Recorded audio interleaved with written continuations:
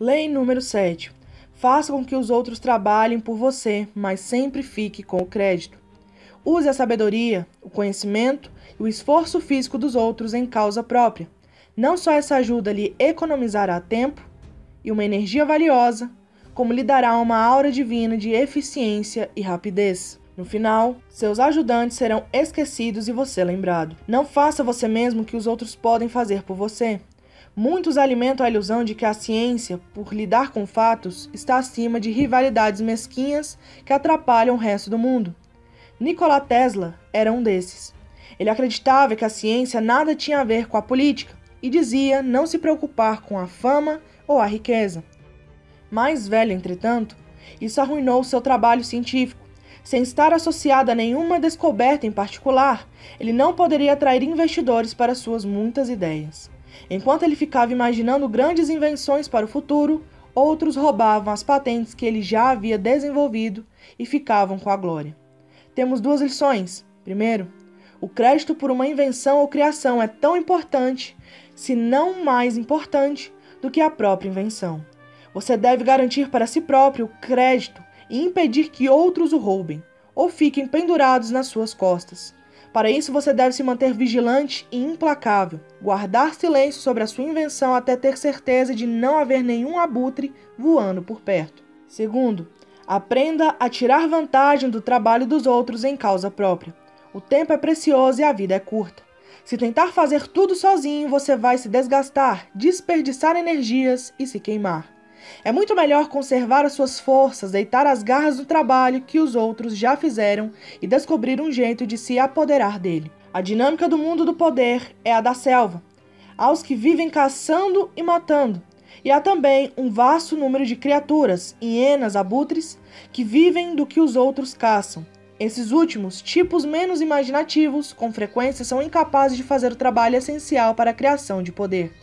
Eles compreendem desde cedo, entretanto, que se esperarem bastante, sempre encontrarão outro animal para trabalhar por eles. Não seja ingênuo. Agora mesmo, enquanto você se esforça em algum projeto, existem abutres ao redor tentando imaginar um jeito de sobreviver e até prosperar com a sua criatividade.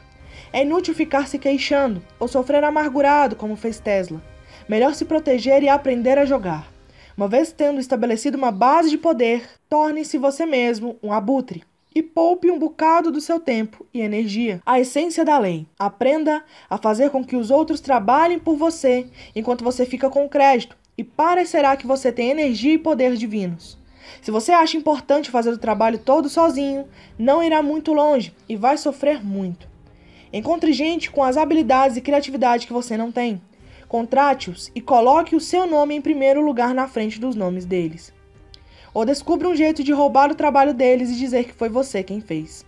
A criatividade deles, portanto, se torna sua, e o mundo o verá como um gênio. Existe uma outra aplicação desta lei que não exige que você explore o trabalho dos seus contemporâneos. Use o passado, um vasto arsenal de conhecimento e sabedoria. Isaac Newton chamou isso de subir nos ombros de gigantes. Ele queria dizer que, ao fazer suas descobertas, ele tinha se baseado em conquistas alheias. Grande parte da sua aura de gênio, ele sabia, podia ser atribuída à sua sagaz habilidade para aproveitar ao máximo as visões dos cientistas da antiguidade, medievais ou renascentistas. Shakespeare pediu emprestado enredos, caracterizações e até diálogos de Plutarco, entre outros autores, pois sabia que ninguém suplantava Plutarco na sutil psicologia e nas citações espirituosas. Quantos outros autores depois, por sua vez, tomaram emprestado, plagiaram de Shakespeare? Nós sabemos como é raro os políticos atualmente escreverem os seus próprios discursos.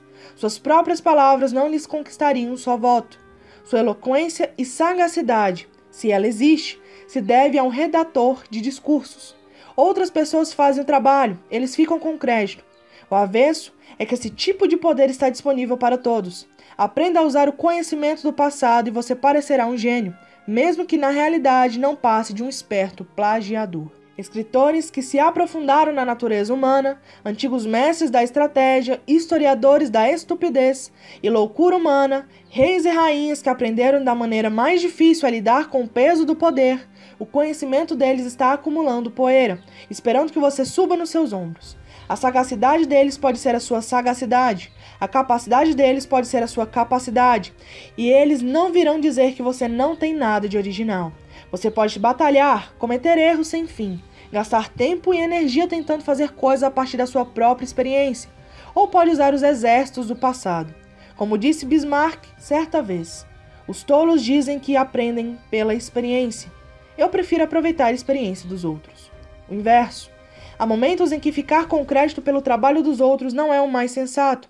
Se o seu poder não está solidamente estabelecido, vai parecer que você está empurrando os outros para longe dos refletores.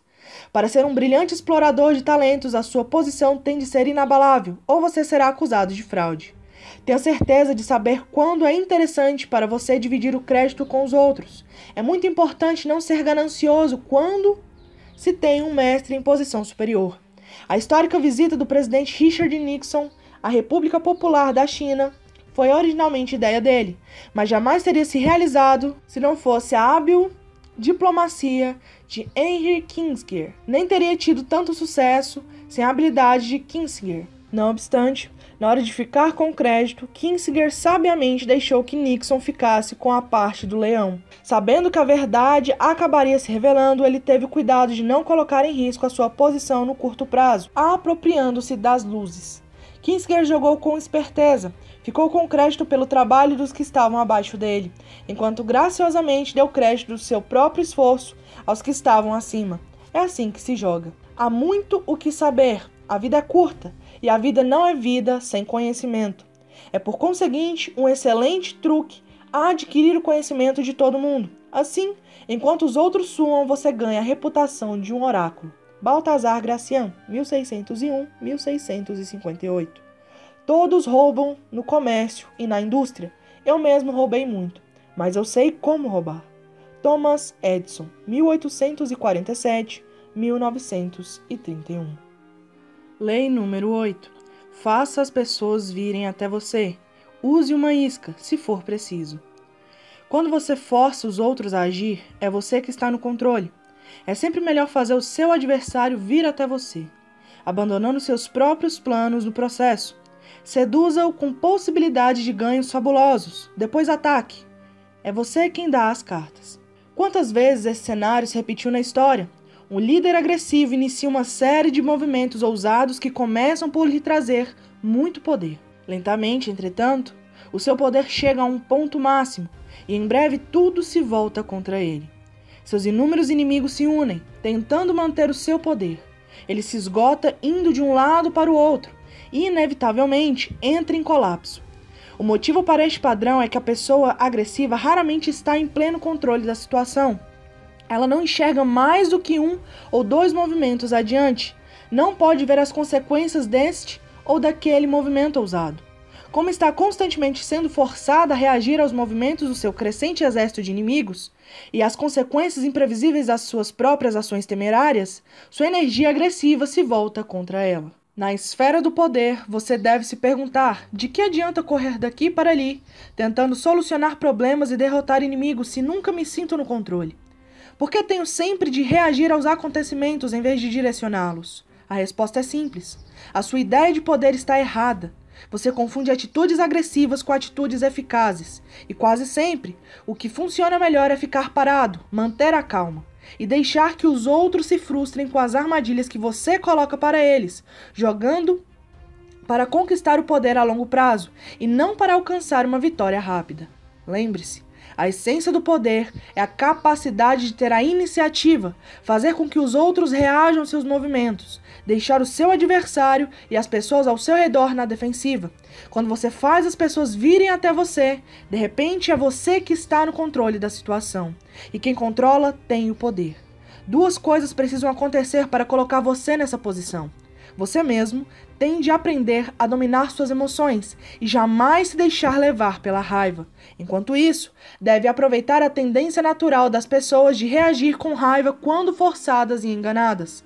A longo prazo, a capacidade de fazer as pessoas virem até você é uma arma muito mais poderosa do que qualquer ferramenta agressiva. Todos nós temos um limite para as nossas energias e há um momento em que elas estão no auge. Quando você faz com que a outra pessoa venha até você, ela se desgasta, desperdiça energia pelo caminho. Uma outra vantagem em fazer o adversário vir até você é que isso força a operar no seu território. Estar em terreno hostil o deixa nervoso e quase sempre ele se afoba e comete erros. Em negociações ou reuniões, é sempre mais sensato atrair os outros para o seu território ou para o território que você escolher. Você tem os seus referenciais, enquanto ele não vê nada familiar e fica sutilmente colocado na defensiva. A manipulação é um jogo perigoso. Quando alguém desconfia de que está sendo manipulado, fica cada vez mais difícil de controlar. Mas quando você faz seu adversário chegar até você, cria a ilusão de que é ele que está no controle. Tudo depende da suavidade da sua isca. Se a sua armadilha é suficientemente atraente, a turbulência das emoções e desejos dos seus inimigos não os deixarão ver a realidade. Quanto mais gananciosos, melhor poderão ser conduzidos. O grande barão ladrão do século XIX, Daniel Drew, era mestre em jogar na bolsa de valores. Quando queria que uma determinada ação fosse comprada ou vendida, fazendo subir ou baixar os preços, ele raramente recorria a um método direto. Um dos seus truques era passar correndo por um clube exclusivo perto de Wall Street, obviamente a caminho da bolsa de valores, e tirar do bolso o seu costumeiro lenço vermelho para secar o suor da testa. Um pedacinho de papel caía e ele fingia não perceber. Os membros do clube estavam sempre tentando prever os movimentos de Drew e pulavam em cima do papel que invariavelmente continha uma dica sobre uma ação. A notícia se espalhava e os membros em bando compravam ou vendiam as ações, dançando nas mãos de Drew. Se você conseguir que as pessoas cavem as suas próprias sepulturas, por que gastar o seu suor? Os batedores de carteira são mestres nisso. A chave para bater uma carteira é saber em que bolso ela está. Batedores experientes costumam exercer o seu ofício em estações de trem e outros lugares onde existem cartazes em que se lê claramente: cuidado com os batedores de carteira.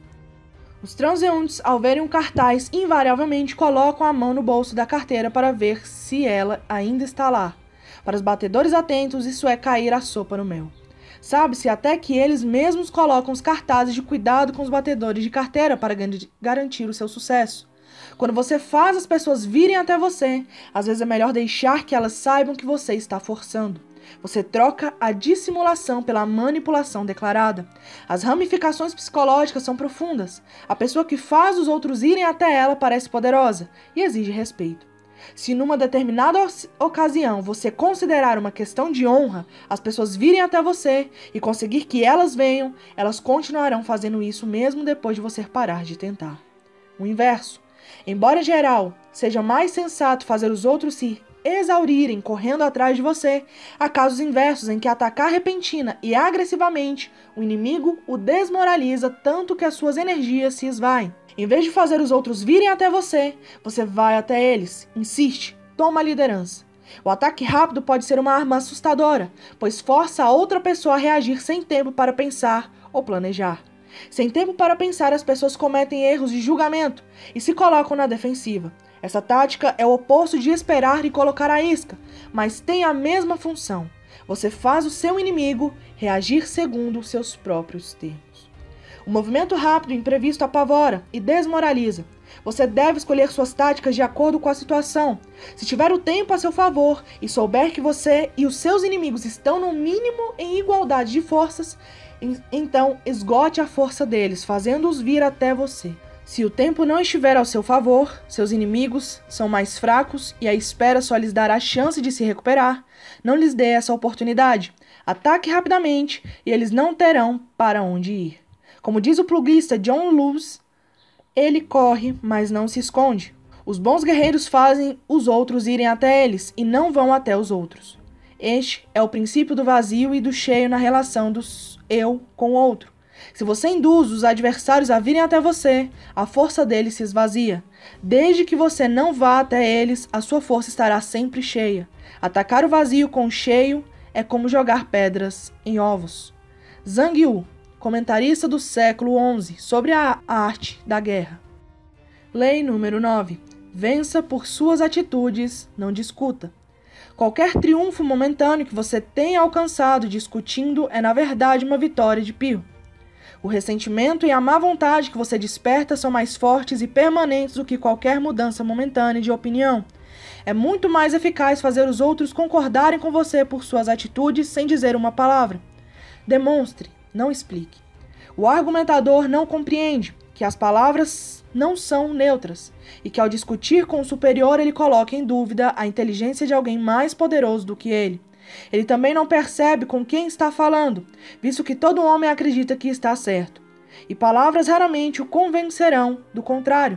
O raciocínio do argumentador cai em ouvidos surdos. Se encurralado, ele só faz acrescentar mais argumentos, cavando seu próprio túmulo.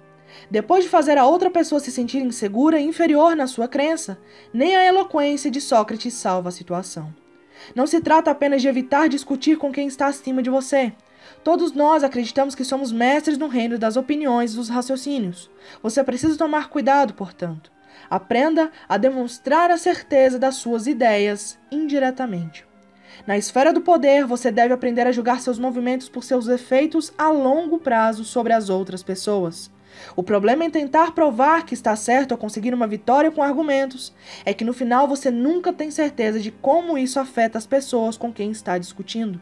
Elas podem parecer concordar com você por educação, mas intimamente ficam magoadas.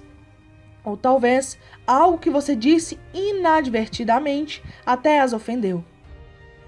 As palavras têm uma insidiosa capacidade de ser interpretadas de acordo com o estado de humor ou insegurança da outra pessoa. Até mesmo o melhor argumento não tem fundamentos sólidos, pois todos nós desconfiamos da natureza escorregadia das palavras. E dias depois de concordar com alguém, com frequência voltamos à nossa antiga opinião só por hábito. Compreenda isso. Palavras custam um tostão a dúzia. Todos sabem que no calor da discussão, nós todos falamos qualquer coisa para defender a nossa causa. Citamos a Bíblia, mencionamos estatísticas não averiguáveis. Quem se convence com essas bolhas de ar? Atitudes e demonstrações têm muito mais poder e sentido. Elas estão ali, diante dos nossos olhos. Sim, agora o nariz da estátua parece correto. Não há termos ofensivos, nenhuma possibilidade de mal-entendidos. Ninguém pode discutir com uma prova visível. Como Baltazar Gracian observa, a verdade é geralmente vista, raramente ouvida. Sir Christopher Wren foi a versão inglesa do homem renascentista.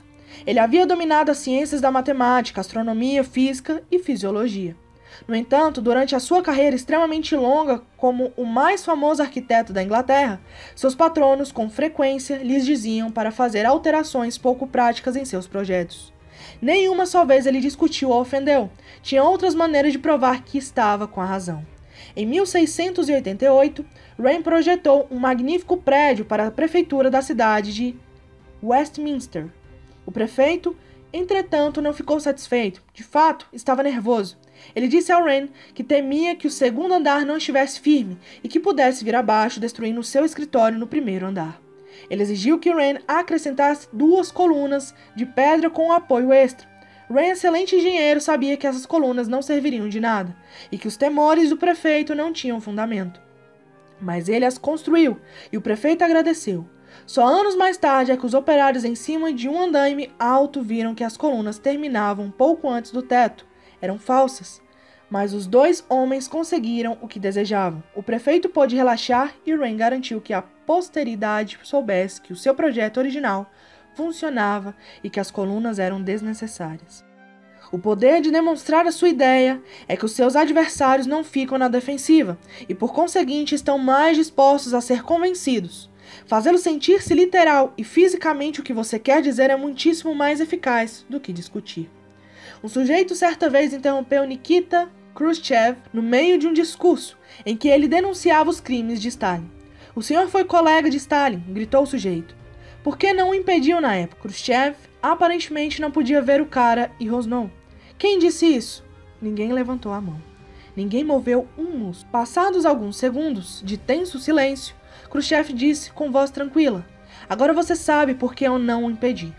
Em vez de simplesmente argumentar que qualquer pessoa diante de Stalin teria medo, sabendo que o mais leve sinal de rebeldia significava morte certa, ele o fez sentir o que era enfrentar Stalin. Os fez sentir a paranoia, o medo de falar em voz alta, o terror do confronto com o líder, neste caso, Khrushchev. A demonstração foi cabal e não se discutiu mais. A forma de persuasão ainda mais eficaz do que a atitude é o símbolo. O poder de um símbolo, bandeira, histórica, mítica, monumento a um episódio carregado de emoções, é que todos compreendem sem você ter que dizer nada. Quando a meta é ter poder ou tentar conservá-lo, busque sempre a via indireta. E também, escolha com cuidado as suas batalhas. Se a longo prazo não tiver importância que a outra pessoa concorde ou não com você, ou se o tempo e a própria experiência a fizerem compreender o que você quer dizer, então é melhor nem mesmo se preocupar em mostrar nada. Poupe a sua energia e afaste-se. O inverso. O argumento verbal tem uma utilidade vital na esfera do poder. Distrair e ocultar suas pegadas quando você está praticando a dissimulação ou for apanhado mentindo. Nesses casos, você ganha mais argumentando com toda a convicção possível. Leve a outra pessoa a uma discussão para distraí-la dos seus movimentos dissimulados. Quando apanhando ou mentindo, quanto mais emocionado e seguro você parecer, menor a probabilidade de parecer que está mentindo. Essa técnica salvou a pele de muitos charlatões. Certa vez, o conde Victor Lustig, trapaceiro por excelência, tinha vendido às dezenas de vítimas em todo o país uma caixa esquisita que ele dizia ser capaz de copiar dinheiro. Vendo que tinham sido enganadas, as vítimas em geral preferiram não procurar a polícia, para não se arriscarem ao constrangimento do caso tornando público. Mas um xerife Richard de Ramsey County, em Oklahoma, não era o tipo de homem que aceitasse ser lesado em $10.000. E uma manhã, seguiu Lustig até um hotel em Chicago. Lustig ouviu baterem à porta. Ao abrir, viu o cano de uma espingarda. — Qual é o problema? Perguntou ele calmamente. — Seu filho da mãe! Gritou o xerife. — Eu vou matá-lo! Você me enganou com aquela sua caixa! Lustig fingiu não entender. — Quer dizer que não estava funcionando? Perguntou. — Você sabe que não está! Retrucou o xerife. — Mas isso é impossível! Disse Lustig. — Não tem como não funcionar. — Você usou como devia? — Fiz exatamente o que você disse para fazer! Disse o xerife. — Não! Você deve ter feito alguma coisa errada! Disse Lustig. A discussão não saía do lugar. O cano da espingarda foi gentilmente baixado. Lustig passou à fase seguinte da tática da argumentação. Despejou um monte de jargões técnicos sobre a operação da caixa, deixando o xerife atordoado, parecendo menos seguro e argumentando com menos insistência. — Olhe, disse Lustig, vou lhe devolver o dinheiro agora mesmo. Também vou lhe dar instruções por escrito sobre o funcionamento da máquina. E vou a Oklahoma me certificar de que está funcionando corretamente. Não há o que perder num negócio desses. O xerife concordou relutante. Para deixá-lo totalmente satisfeito, Lustig pegou 100 notas de $100 e deu, dizendo para relaxar e ter um bom final de semana em Chicago. Mais calmo e um pouco confuso, o xerife finalmente foi embora. Nos dias que se seguiram a esse encontro, Lustig conferiu o jornal todas as manhãs. Acabou encontrando o que procurava, um pequeno artigo com a notícia da prisão. Julgamento e condenação do xerife Richard por passar notas falsas. Lustig ganhou a discussão. O xerife nunca mais o importunou. Não discuta. Em sociedade nada deve ser discutido. Dê apenas resultados. Benjamin Disraeli, 1804-1881.